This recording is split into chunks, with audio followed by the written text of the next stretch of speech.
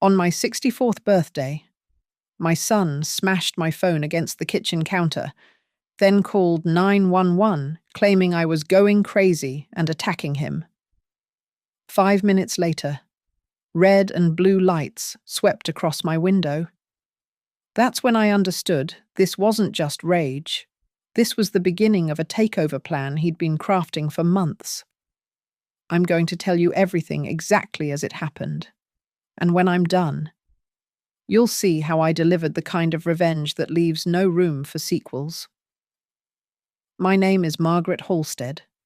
Everyone calls me Maggie, and at 64, I thought I'd seen enough of life's disappointments to recognize trouble brewing in my own kitchen. I'd been a nursing manager for 32 years before my husband Paul's heart attack forced me to scale back. Now I work part-time at Hearthline Eldercare, keeping my certifications current and my mind sharp. The irony of what happened next still tastes bitter. My house sits on Maple Street in a Pennsylvania suburb where the oaks are older than most of the residents. Paul and I paid it off 12 years ago, celebrated with champagne on the front porch while the mortgage papers burned in the fireplace. These days, the Victorian's worth more than we ever imagined, something my son Trevor mentioned with increasing frequency. Trevor is 34, though you'd think he was still 22 by the way he handles money. Every business venture ends the same way: maxed credit cards and stories about partners who screwed him over. His wife Alyssa works at a dental office, answering phones and scheduling appointments. They live in a 2-bedroom apartment 40 minutes away, close enough to visit when they need something, far enough to avoid regular contact. My daughter Nora is different. At 38, she runs her own interior design firm in Redwood Springs, a town 3 hours north where old money meets new tech. She calls twice a week, visits monthly, and never asks for anything except recipes and advice about paint colors. When Paul died, she stayed for 2 weeks, cooking meals and handling funeral arrangements while Trevor complained about the reading of the will taking too long. The warning signs started 6 months ago. Trevor began dropping by more often, always with paperwork he thought I should sign. Just a power of attorney. Mom, in case something happens, you're not getting younger. He'd spread the documents across my kitchen table, pen ready, that salesman's smile he'd perfected over years of failed ventures. I'm perfectly capable of managing my own affairs, I'd tell him, sliding the papers back across the worn wood. But what if you fall? What if you have a stroke? Someone needs to be able to access your accounts, pay your bills. That's what automatic payments are for, sweetheart. The conversations grew more insistent. He'd point out every forgotten detail: a missed dentist appointment, a bill I'd paid twice by accident.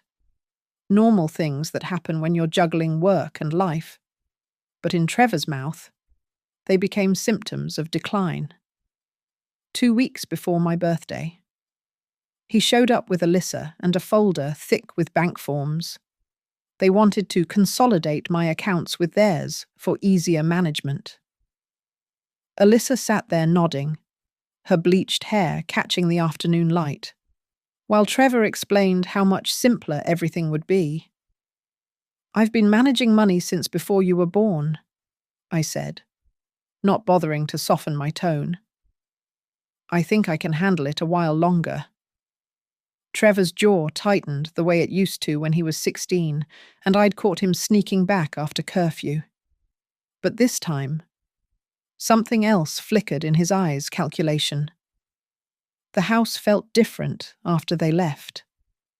There was a stillness, like the pause between lightning and thunder. I found myself checking locks twice, filing important papers in the safe Paul had installed in the basement. Maybe it was paranoia. Maybe it was 30 years of working with vulnerable seniors and seeing what family members could do when money was involved. On the morning of my 64th birthday, I baked an apple pie, Paul's mother's recipe, with extra cinnamon and a lattice crust. The kitchen smelled like autumn, despite the January cold pressing against the windows. I'd taken the day off work, planning to spend it quietly. Maybe lunch with my friend Patrice from Hearthline. Trevor called at 10:30, his voice too bright. "Happy birthday. Mom, Alyssa and I want to take you to dinner. That Italian place you like?" "That's sweet, honey. But I'm having lunch with Patrice." "Cancel it. This is important. We have something special planned." The way he said special made my stomach turn.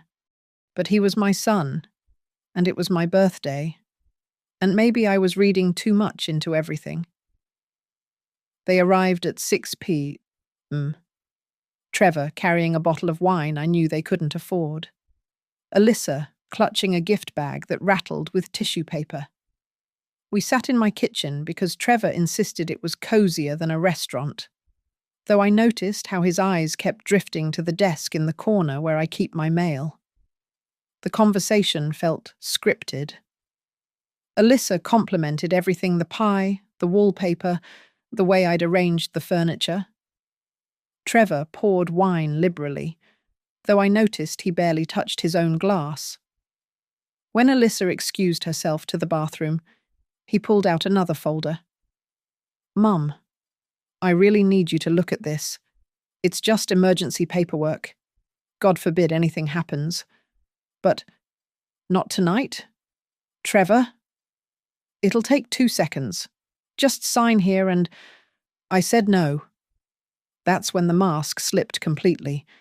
His face went red, then white, his hands trembling as he gripped the folder. The transformation from concerned son to something else entirely took less than 3 seconds, but it told me everything I needed to know about what was coming next. "You're being ridiculous." Trevor slammed his palm on the table, making the wine glasses jump. "All I'm asking for is a simple signature so I can help you when you need it." "I don't need your help, Trevor. Not with my finances. Not with my decisions." His face twisted into something ugly, something I'd never seen before, or maybe I'd just never wanted to see it. He grabbed my phone from the counter where it was charging, held it up like evidence in a trial. "You can't even remember to charge this half the time. You leave the stove on last week. Alyssa saw you at the grocery store just standing there, confused." "That's a lie, and you know it." The phone hit the granite countertop with a crack that split the screen into a spider web of fractures. Then Trevor did something that froze my blood.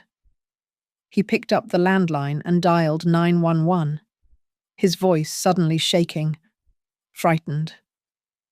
"Please help. My mother is having some kind of episode. She's attacking me and my wife. We're scared she's not herself."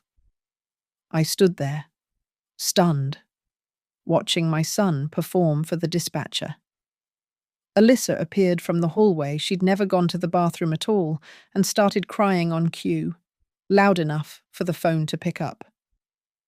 "Ma'am, please calm down," Trevor shouted at me, though I hadn't moved, hadn't said a word. "Put the knife down." There was no knife. I was standing by the sink, my hands empty, my mouth open in shock. But Trevor kept going, describing violence that wasn't happening, painting a picture of a deranged elderly woman who needed immediate intervention. 8 minutes later, 2 police cars pulled up, followed by an ambulance. The officers entered carefully, hands on their weapons, while Trevor met them at the door, his voice trembling as he showed them scratches on his arms. Scratches I'd watched him make himself against the corner of the cabinet while waiting for them to arrive.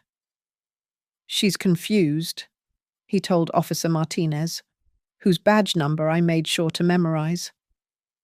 "She doesn't recognize us. She thinks we're trying to rob her. This has been escalating for months."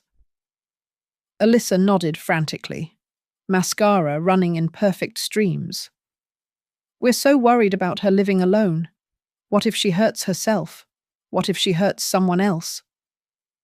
The officers separated us. The younger one, Officer Chen, no Officer Daniels, stayed with me while Martinez interviewed Trevor in the living room. I kept my voice level, professional, drawing on decades of dealing with crisis situations at the hospital. My son is attempting to gain control of my finances. He destroyed my phone when I refused to sign power of attorney documents. Check the counter. You'll see the papers he wanted me to sign. Daniels looked at the shattered phone, the folder of documents still spread across the table, the emergency medical power of attorney header visible from where we stood.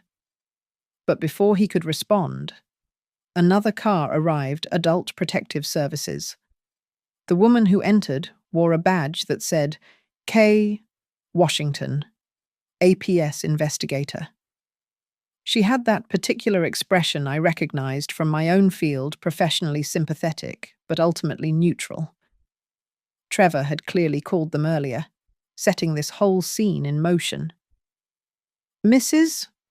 Halstead, I'm here to make sure you're safe and getting the support you need, Washington said, her tone suggesting I was already halfway to incompetent. What I need is for my son to leave my house. Mum's been paranoid lately, Trevor interjected from the doorway. She thinks everyone's trying to steal from her. She accused the mailman last week. She called the bank 6 times about imaginary fraud. More lies, but delivered with such conviction that Washington wrote them down in her notebook. I saw the words paranoid ideation in her careful script. I'd like to take Mrs. Halstead in for a psychiatric evaluation, Washington said to the officers. Given the reported violence and confusion. I haven't been violent. I haven't been confused. Check with my employer.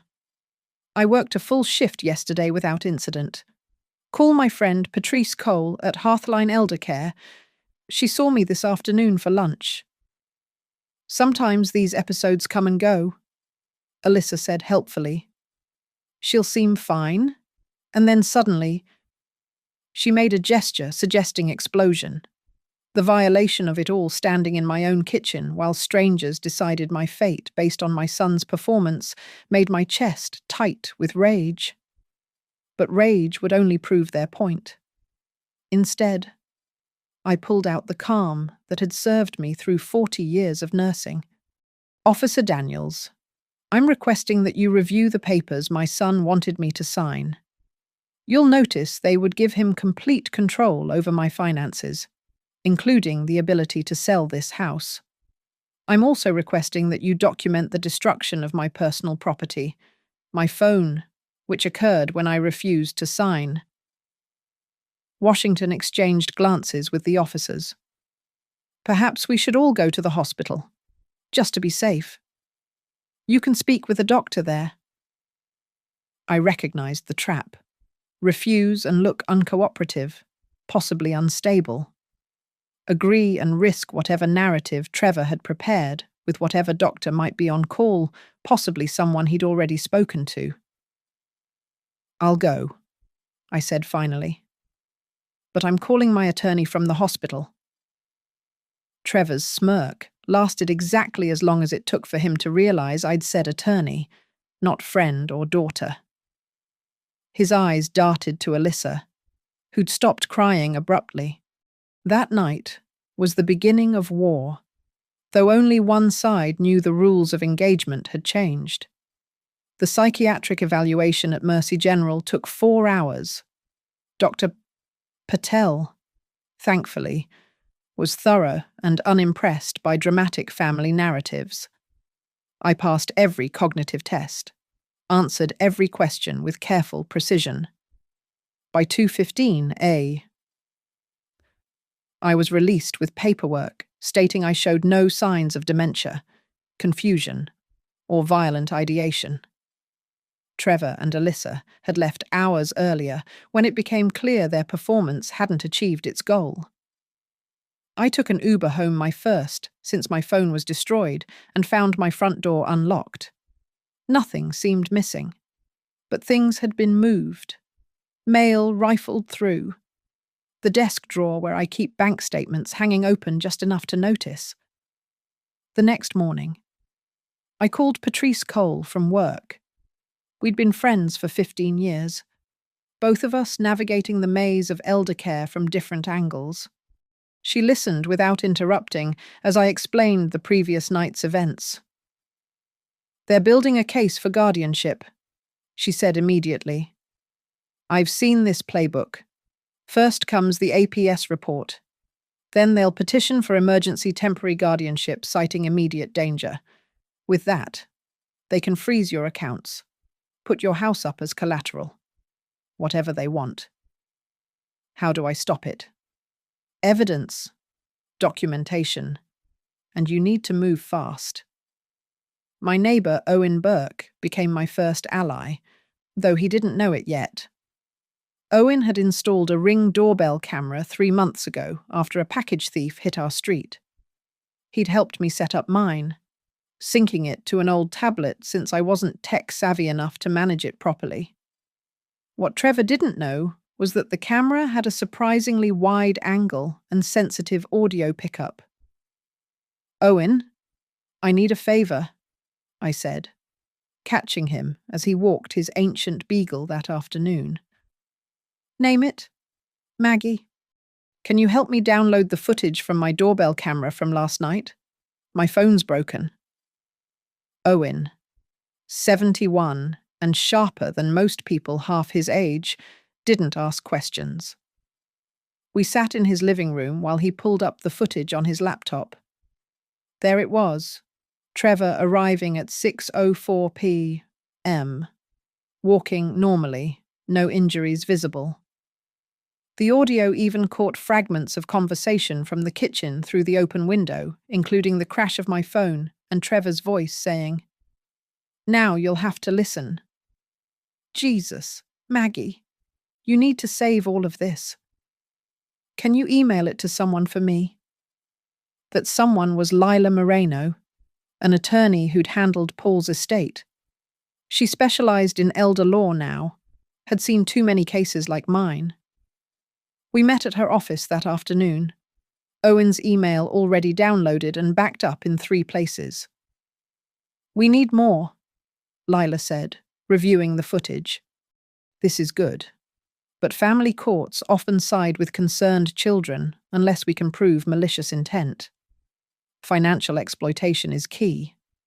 Has Trevor had any access to your accounts?" "No. I've been careful about that." "Check anyway. And we need to document everything going forward." The next 72 hours revealed the depth of Trevor's planning. My credit report showed 2 inquiries I hadn't authorized attempts to open credit cards that had been flagged and denied. The bank had a record of someone calling to add Trevor as an authorized user on my account, though they'd refused without proper documentation. Most disturbing was a letter from a home equity loan company thanking me for my interest in a HELOC application. "I never applied for any home equity line," I told the representative on the phone. "The online application was started but not completed." "Ma'am, would you like me to cancel it?" "Yes, and please send me all documentation about who started it and when." The IP address would later trace back to Trevor's apartment complex. Patrice helped me understand the APS procedures. "Washington will file a report within 5 days. You'll get a copy. And so will any interested parties who request it, like someone filing for guardianship. We need to get ahead of this." We drafted a preemptive statement with Lila, documenting my mental capacity, my work performance, testimonials from colleagues and friends. Dr. Patel provided his evaluation report. Father Timothy from my church wrote a letter about my volunteer work and mental acuity. My supervisor at Hearthline provided 3 years of performance reviews. All excellent. But the masterstroke came from Owen, who remembered something crucial. Maggie, that camera's been recording for 3 months. Want me to check if there's anything else useful? What we found changed everything. 6 weeks earlier, Trevor and Alyssa stood on my porch, unaware of the camera. Their conversation was clear as day. She's never going to sign anything willingly. Alyssa said, then we go with plan B. Make her look crazy. Get temporary guardianship. Leverage the house before she can transfer it to that trust Nora keeps talking about. What if it doesn't work? It'll work. I know exactly which buttons to push. And if she gets violent defending herself, even better. Old lady attacks her own son. No judge will leave her in charge of her affairs after that. Lila watched the footage 3 times, her expression shifting from professional interest to controlled anger. This is conspiracy to commit elder abuse and fraud. This is criminal. Is it enough? Combined with everything else, more than enough. But Maggie, we need to be strategic about how we use this. If we show our hand too early, they might pivot to another approach. What do you suggest? We let them think they're winning. Then we destroy them completely. The trap was set. Now I just needed to bait it properly. Lila had ideas about that too, each one more delicious than the last. My son thought he was playing chess while I was stuck on checkers. He was about to learn that 40 years in healthcare teaches you more about human nature than any failed business venture ever could. The APS meeting was scheduled for the following Thursday at 10 a.m. in a sterile conference room at the county building. Trevor arrived 15 minutes early, wearing his only suit and carrying a folder thick with what I assumed was fabricated evidence. Alyssa had dressed conservatively, her usual heavy makeup toned down to project concerned daughter-in-law. They whispered urgently in the corner while we waited. Key. Washington entered with a younger colleague and a laptop. She nodded at me professionally, then warmly greeted Trevor. They'd clearly been in communication. The stage was set for my supposed downfall. We're here to discuss the welfare concerns raised about Mrs. Halstead, Washington began, her tone suggesting the conclusion was foregone. Mr. Halstead, would you like to share your observations? Trevor launched into a performance worthy of community theatre, his mother's declining memory, her paranoid accusations, the way she'd become violent when confronted about her diminished capacity. He actually produced photographs of scratches on his arms, angry red marks that looked fresh, probably because they were self-inflicted that very morning. She doesn't remember doing it, he said, voice breaking. That's what scares me most. The violence is bad enough, but she genuinely doesn't recall attacking me. Alyssa dabbed at her eyes with a tissue. We just want her to be safe. Last week, she left the gas stove on all night. She could have killed herself or burned down the entire neighborhood. Lies. All lies.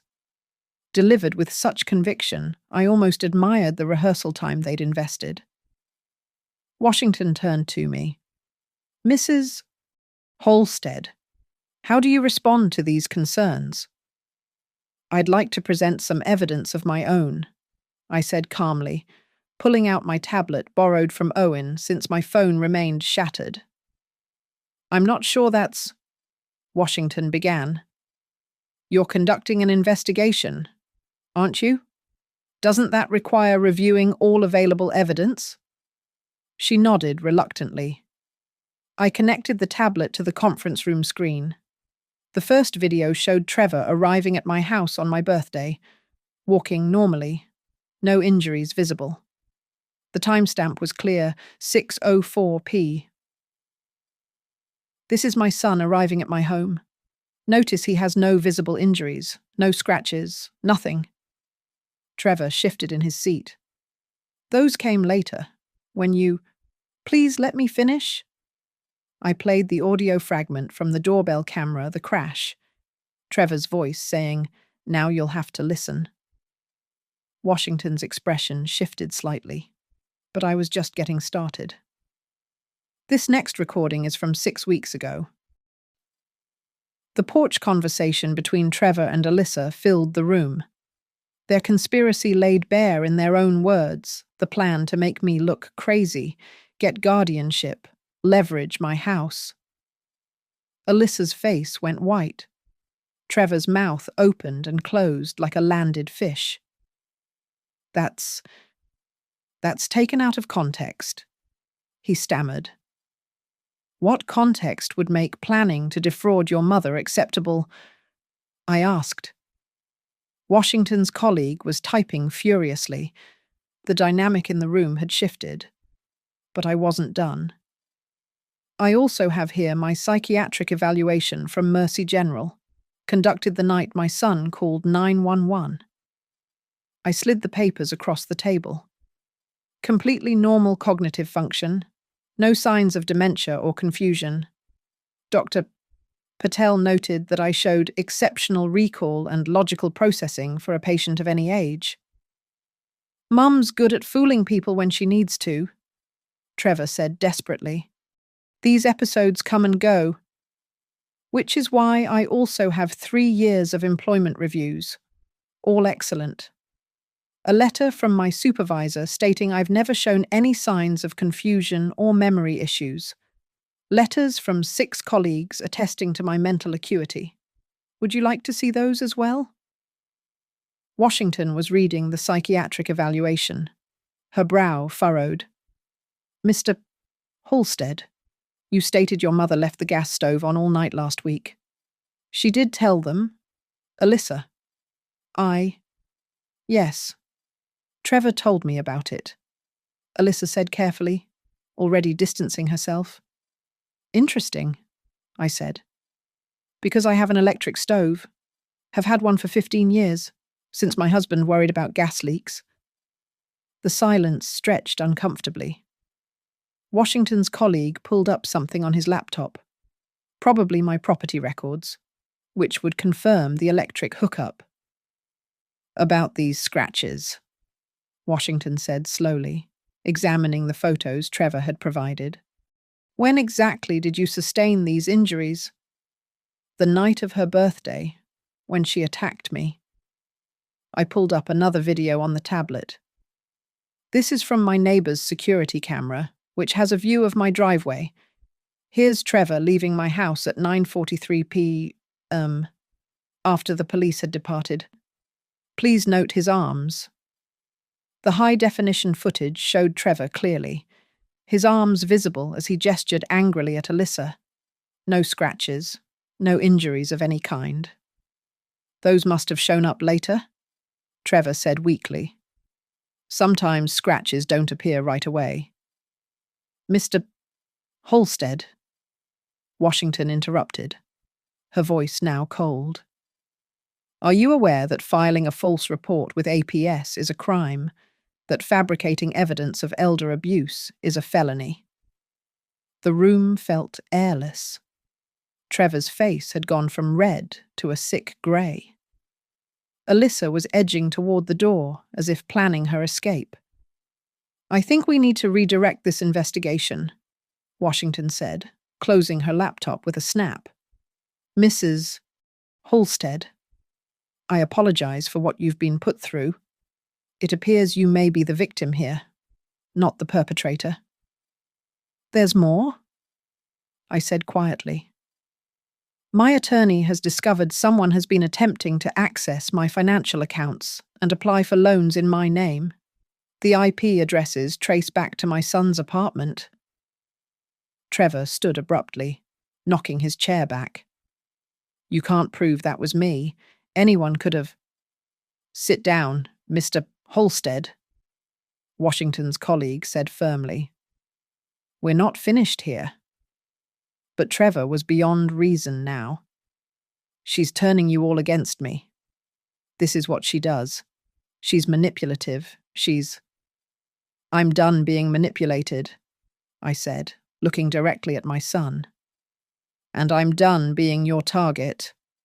Washington was already on her phone, likely calling for additional support. This meeting had transformed from an investigation of me to an investigation of elder abuse with Trevor as the perpetrator. But I knew this was just the midpoint. Trevor's desperation would make him reckless now. The real confrontation was yet to come. The APS meeting ended with Washington opening a formal investigation into elder financial abuse. But I knew Trevor wouldn't stop. Cornered animals are the most dangerous, and I'd just backed him into a corner with no visible exit. Lila agreed. He's going to escalate, she said over coffee that afternoon. We need to be ready. What do you suggest? We give him rope to hang himself with. I've seen this type, they always think they're smarter than everyone else. Let's use that arrogance. We crafted a careful plan. First, Lila had me install small cameras in my home's common areas, perfectly legal since I owned the property and informed no one else lived there. The doorbell camera was good, but we needed interior coverage. Patrice's son, who worked in home security, set them up discreetly. The devices no bigger than buttons. Next, we prepared bait. I left a checkbook on the kitchen counter with a sticky note. Pay homeowner's insurance $300-400 due Monday. The checks were from an old account I'd already closed, but the register showed a false balance of $12,000. Any attempt to use them would be tracked and traceable. For the coup de grace. Lila drafted documents for a living, trust that would protect my assets from any guardianship attempt. But instead of filing them immediately, she left copies on my dining room table with bright yellow tabs, marking signature lines impossible to miss, impossible to resist reading. Won't he know it's a trap? I asked. He's desperate. Desperate people see what they want to see. Nora flew in from Redwood Springs that weekend, playing her part perfectly. We had lunch at the local diner where Trevor's friend Marcus worked news would travel fast. I'm so worried about Trevor, she said loudly enough for neighboring tables to hear. He seems so stressed about money. I wish I could help. But with the new house, he'll figure it out, I replied, equally audible. Though I do worry about him sometimes. Maybe I've been too hard on him about the power of attorney thing. Nora's eyes sparkled with mischief, but her face remained concerned.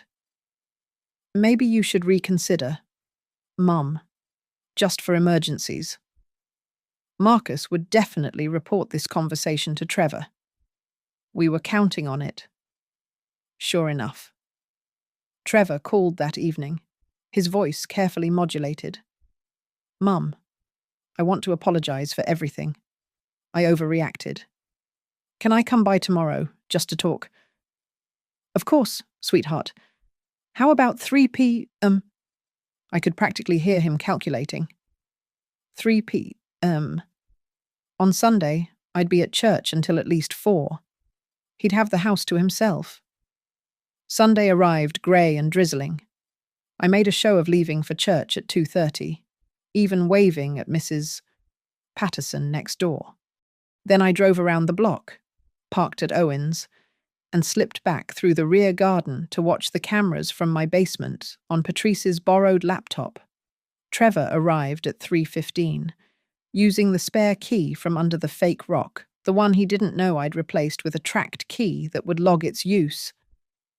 He went straight to the dining room, photographing every page of the trust documents with his phone, muttering angrily about protecting assets from the family. Then he found the checkbook. His face lit up like Christmas morning. He carefully tore out 3 checks, filling them out on my kitchen counter, one to himself for $8,000, one to Alyssa for 3,000, one to cash for 500. He even practiced my signature several times on a napkin before signing them. The insurance envelope was his masterpiece of stupidity. He opened it, saw the bill, and wrote another check for the exact amount, clearly planning to intercept the mail and claim he'd helped me pay it. What he didn't notice was the small "account closed" stamp on the checks themselves. He was too focused on the balance in the register. But then he did something I hadn't expected. He pulled out a thick envelope from his jacket and placed it on my counter, a home appraisal appointment confirmation for Tuesday morning. The letterhead was from Equity Prime Lending, a predatory lender known for targeting seniors. He was moving forward with the HELOC application using my forged signature.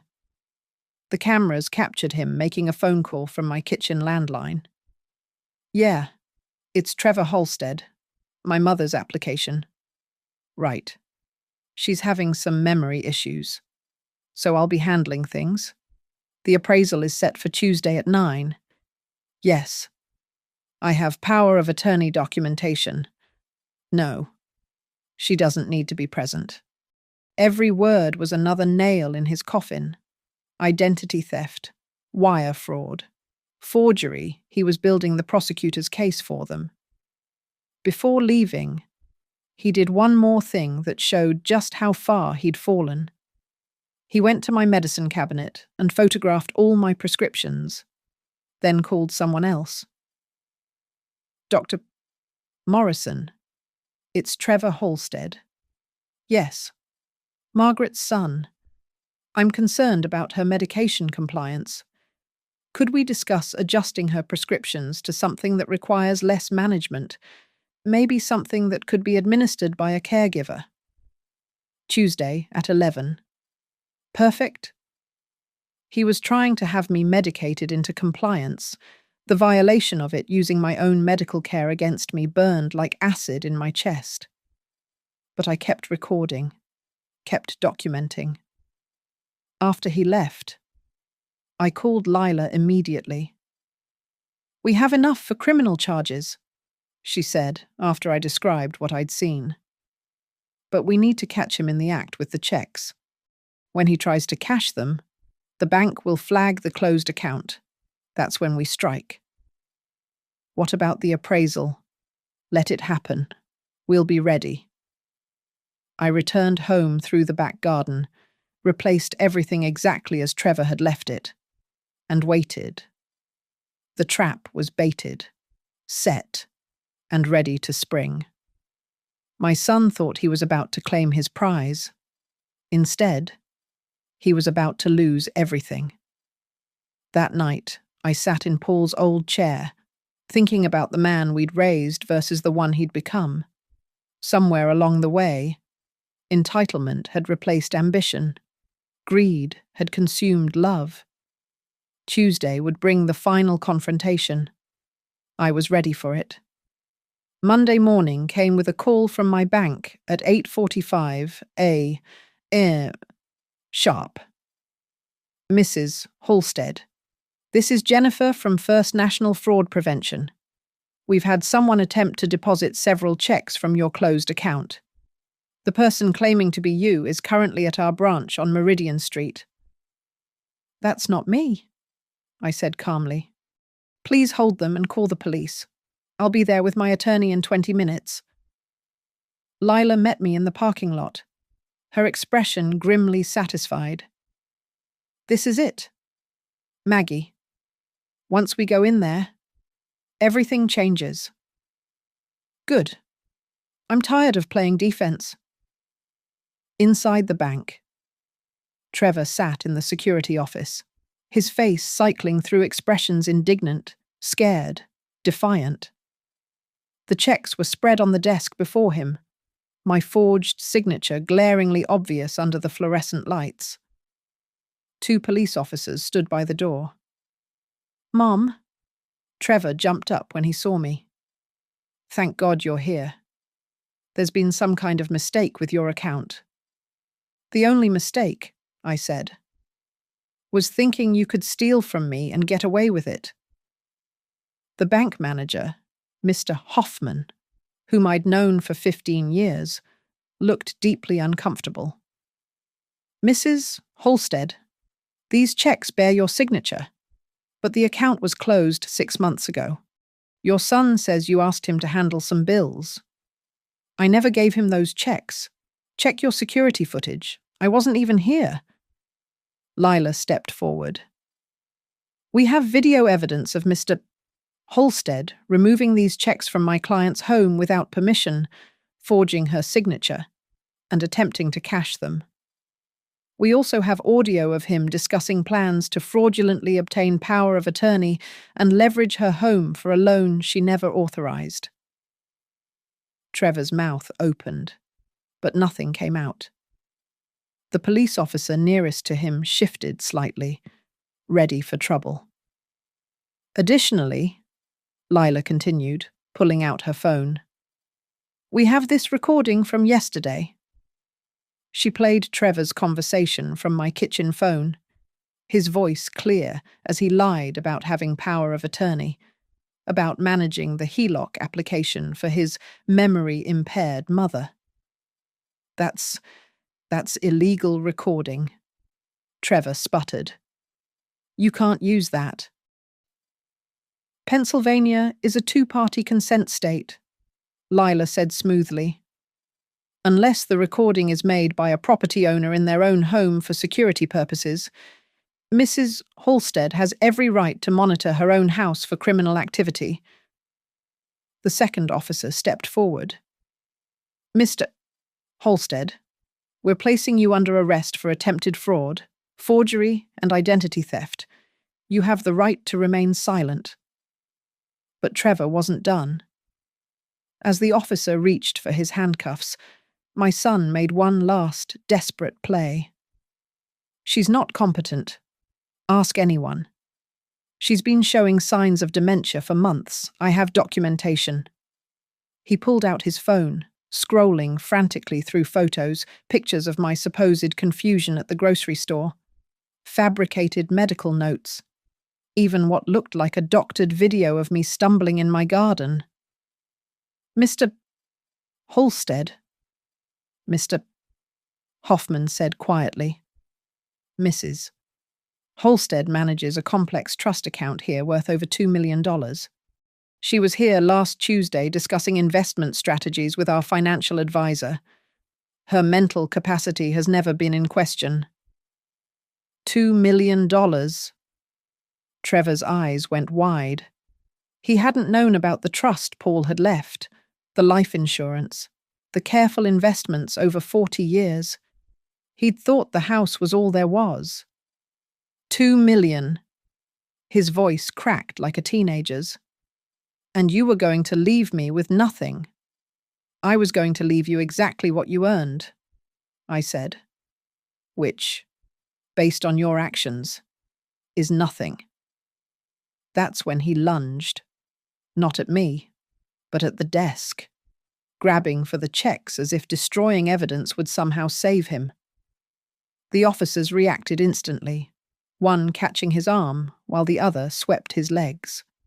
Trevor went down hard, his face hitting the carpet, screaming about injustice and manipulation.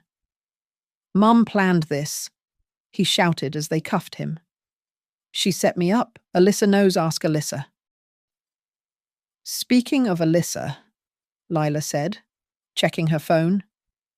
She's currently at the courthouse filing for emergency divorce.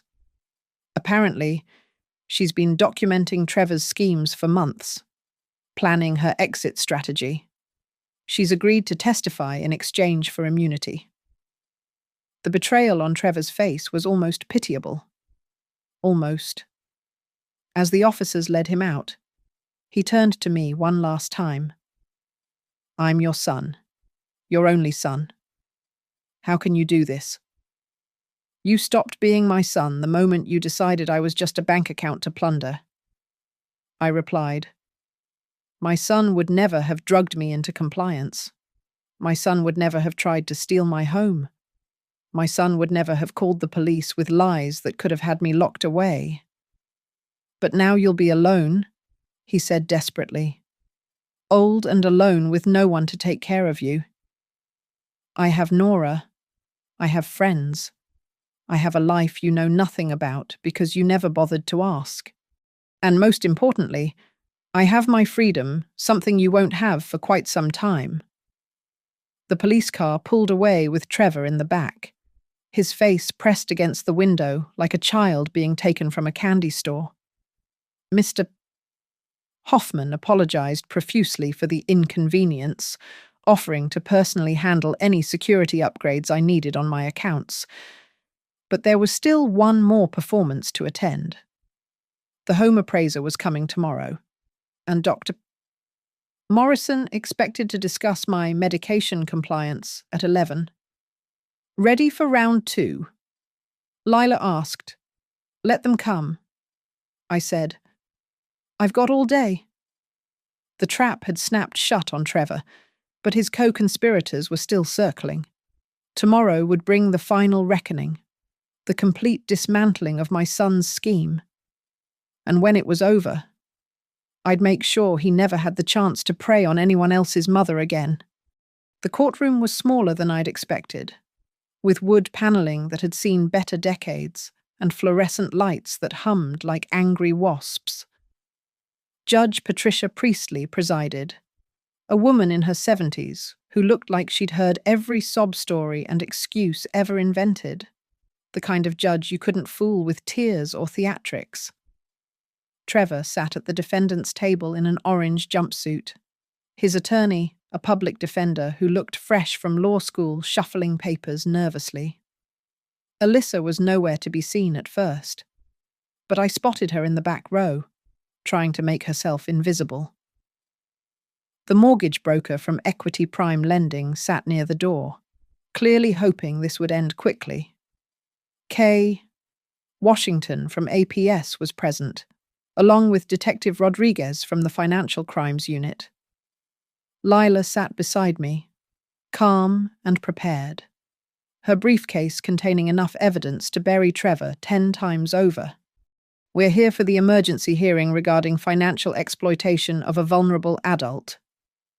Judge Priestley began, though her tone suggested she already knew Trevor wasn't the victim here. Let's start with the prosecution's evidence. The assistant district attorney, a sharp woman named Dana Dana Carver, stood and began methodically destroying my son's life. Your Honor, we have video evidence of the defendant entering his mother's home without permission and stealing checks from a closed account. The bank's security footage played on a mounted screen. Trevor, confident and arrogant, filling out checks while the teller grew increasingly suspicious. We have audio recordings of the defendant conspiring to fraudulently obtain power of attorney and discussing plans to medicate his mother into compliance. Trevor's voice filled the courtroom, talking to Dr. Morrison about adjusting my medications.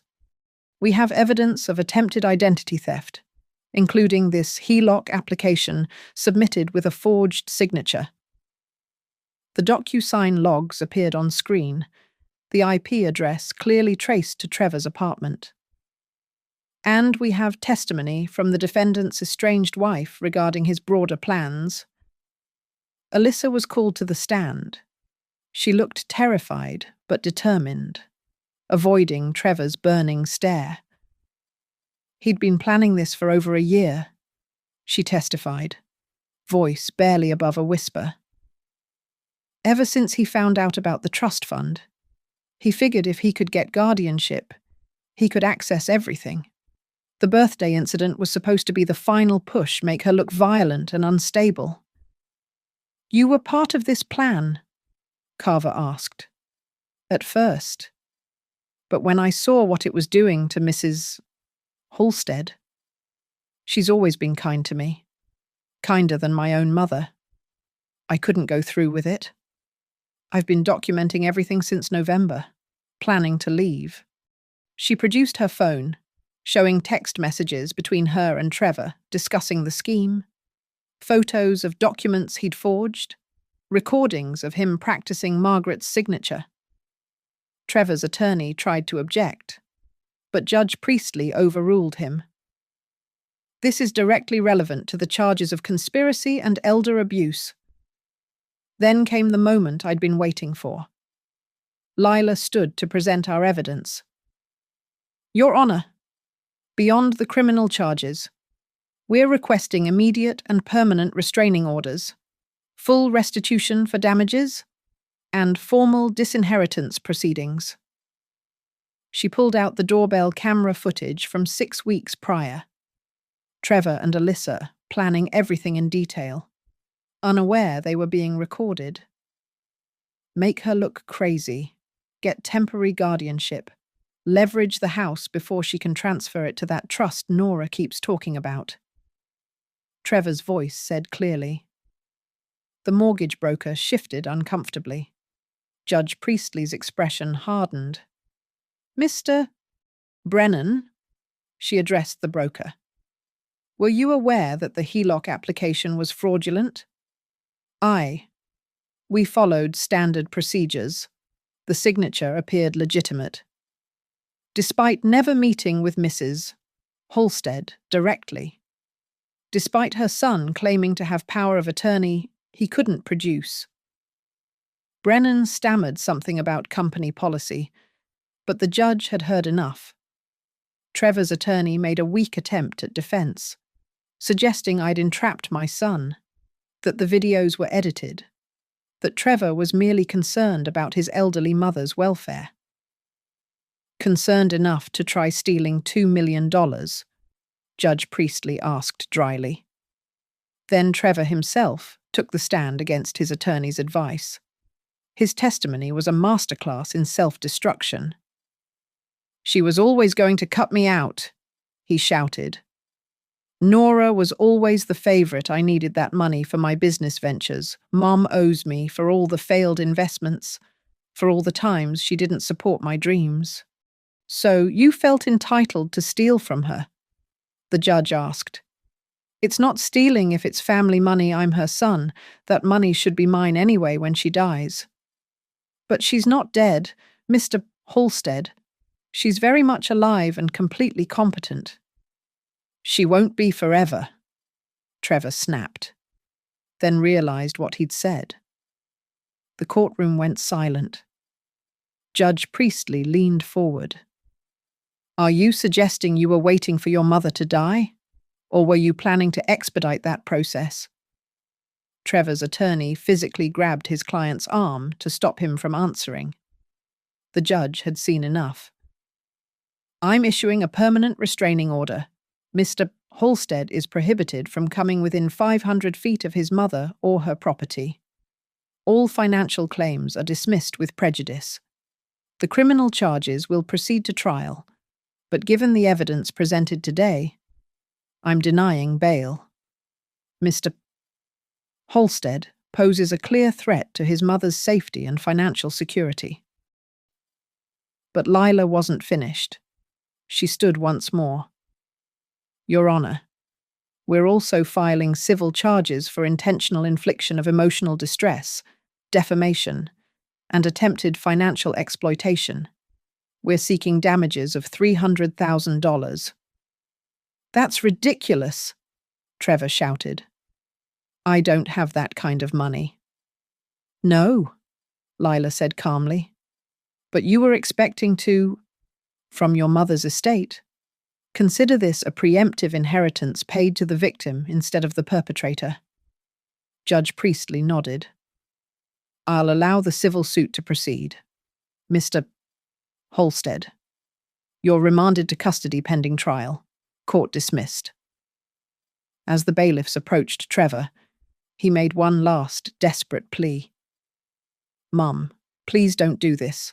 I'm your son, your blood. I stood slowly, meeting his eyes for the last time. Blood doesn't give you the right to bleed me dry. The bailiffs led him away, his shouts echoing down the courthouse hallway until a heavy door slammed shut, cutting off his voice forever. The courthouse hallway felt colder after the judge's gavel fell, as if all the heat had been sucked out with Trevor's desperate shouts. I leaned against the wall, my legs suddenly unsteady not from weakness, but from the adrenaline finally leaving my system. 64 years old, and I'd just sent my only son to prison. Nora's hand found mine, warm and solid. She'd been crying, but her grip was firm. "You did what you had to do, Mum." "I know." My voice came out steadier than I felt. "Doesn't make it easier." Lila emerged from the courtroom carrying a manila envelope, the official restraining order. The documents that severed Trevor from my life permanently, behind her. K. Washington from APS approached with an expression I couldn't quite read. "Mrs. Halstead," Washington said, "I owe you an apology. When your son first contacted us, I was prepared to believe his story. Elderly parents, concerned children, we see it so often." "You see the real cases too," I replied. "The ones where children actually are protecting their parents. Less often than you'd think. Financial exploitation by family members accounts for 60% of our cases." She handed me her card. "If you ever want to speak to other survivors, we have support groups." Survivors. That's what I was now. Not a victim, but a survivor. The mortgage broker from Equity Prime had disappeared during the judgment, probably racing back to his office to destroy any evidence of their near involvement in Trevor's scheme. Alyssa still sat in the back row, gathering the courage to approach. When she finally did, her face was blotchy from crying. "Mrs. Halstead, I'm so sorry. I should have stopped him sooner. I should have—" "You did stop him," I said. "When it mattered. You chose to do the right thing." "The divorce papers were filed this morning," she whispered. "I'm moving back to Ohio, staying with my sister. I wanted you to know that I really did care about you. Before everything got twisted." I surprised myself by hugging her. She sobbed into my shoulder, and I let her. She was another casualty of Trevor's greed, another life he'd been willing to destroy for money. After Alyssa left, we walked to the parking garage in silence. The January air bit at our faces, but it felt clean, honest. No more lies, no more performances, no more checking locks twice and jumping when the phone rang. The trust documents were filed this morning. Lila said as we reached our cars, "Your house and primary assets are protected. Trevor can't touch anything, even if he somehow beats the criminal charges, which he won't." "What about the inheritance?" "The new will is ironclad. Trevor gets nothing. Nora is the sole beneficiary, with provisions for charitable donations you specified. I also added a clause if Trevor ever contests it. He has to pay all legal fees up front." Nora spoke up. "I've already talked to my attorney about setting up a fund for Trevor's kids. If he ever has any, they shouldn't suffer for their father's crimes." My daughter, always thinking ahead, always finding ways to extract good from bad. The parking garage elevator dinged open, and Detective Rodriguez stepped out, probably heading to his car after filing his report. He nodded at me with what looked like respect. "Mrs. Halstead, you should know we found evidence of 3 other elderly victims Trevor and his associates were targeting. Your case will help protect them." 3 others. 3 other mothers or fathers who might have lost everything. "Thank you for taking this seriously," I said. "Thank you for fighting back. Most don't." As his footsteps echoed away, I thought about that most don't fight back. Most elderly parents can't believe their children would betray them until it's too late. The shame, the heartbreak, The disbelief that the baby you raised could see you as nothing more than an ATM to crack open. We drove back to my house in separate cars. The Victorian looked different somehow, not older or sadder, but cleaner. Like someone had power washed years of accumulated grime off its surface. Owen was in his yard with his ancient beagle, and he waved. Mrs. Patterson was pruning her roses despite the cold, and she called out, asking if I was all right. Normal neighborhood life, continuing as if my world hadn't just imploded and reformed. Inside, I stood in my kitchen where it all started. The granite counter showed no sign of my phone's destruction. The papers were gone. The cameras removed now that they'd served their purpose. Just my kitchen again, smelling faintly of coffee and the cinnamon candle Nora had lit.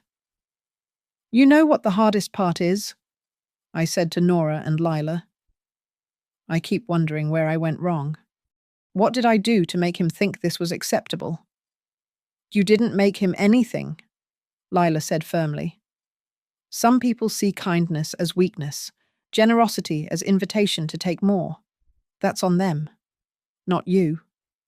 Nora added, "He made his choices." "Mum?" "Every single one."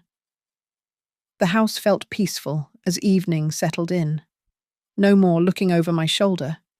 No more dreading the doorbell. No more wondering what fresh manipulation Trevor would attempt. The war was over, and I'd won, though victory tasted like ashes and relief in equal measure. Lila gathered her papers to leave. "The criminal trial will take months, but you don't need to attend unless you're called to testify. The evidence speaks for itself." After she left, Nora and I sat in the living room, photo albums spread between us. Pictures of Trevor as a baby, a toddler, a gap-toothed elementary schooler. When had that sweet boy become a man who'd destroy his mother for money? "I'm staying the week," Nora said. "Maybe longer. We can redecorate, or take a trip, or just sit here and watch old movies." "I'd like that." My phone, a new one Nora had helped me buy, buzzed with a text from Patrice. "Heard the news. Wine and gossip tomorrow. You're my hero?" Hero. Survivor. Winner. All words for the same thing, a mother who refused to be a victim, who fought back against her own blood to save herself. It shouldn't have been necessary. It shouldn't have come to this. But it did. And I'd emerged intact, if not unscathed. The house creaked and settled around us. A 60-year-old Victorian that had weathered storms far worse than Trevor's greed. Like the house, I was still standing. Battered. Maybe. But not broken. Never broken. And if Trevor thought this story would have a sequel, a redemption arc where he'd return forgiven and welcomed back into the fold, he was wrong. Some bridges, once burned, stay ash. Some trust, once shattered, stays in pieces. Some children forfeit the right to call you mother. This story ends here, in my kitchen, with my daughter beside me and my freedom intact. The revenge wasn't sweet. It was necessary, and it was complete. Thank you for listening to my story. I'd love to know where you're hearing this. Are you driving to work, relaxing at home, or perhaps taking a walk? Please subscribe to the channel and share your thoughts in the comments below. Have you or someone you know faced a similar situation with family members and financial exploitation? Your experiences and perspectives matter, and our community grows stronger when we share our stories together.